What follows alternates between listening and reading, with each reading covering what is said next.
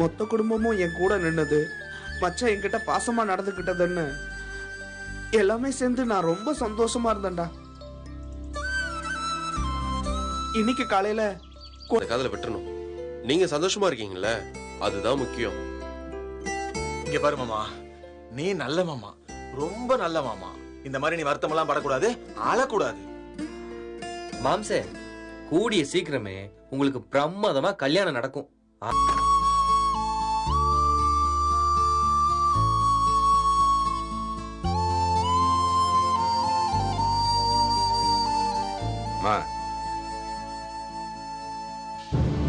பேசலனாலும் கல்யாணத்துக்கு முன்னாடியே வேற யாராவது பேசியிருப்பாங்க.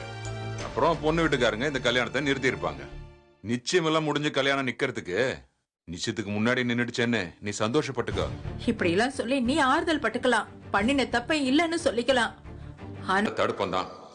ஆனா அதுக்காக தம்பி மேல பாசம் இல்லைன்னு மட்டும் சொல்லாத. அவன் இங்க வரட்டும், நம்ம வீட்டுக்கு வரட்டும். அப்புறம் பாரு, நீ நானு போட்டி போட்டுக்கிட்டு அவனுக்கு பொண்ணு கொடுக்க வருவாங்க.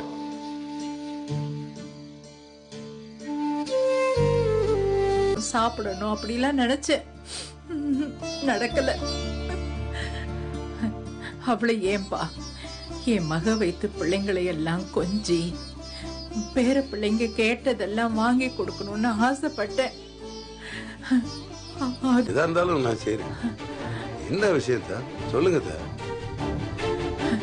பழனிய தயவு செஞ்சு நீங்க எங்க வீட்டுக்கு அனுப்பி வச்சிடுங்கப்பா.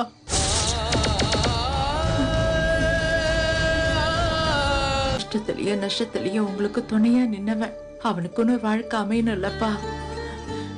அது எல்லாத்தையும் யோசனை பண்ணி அவனை அனுப்பி வச்சிடுங்கப்பா.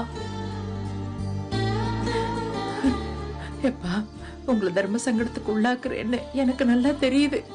ஆனா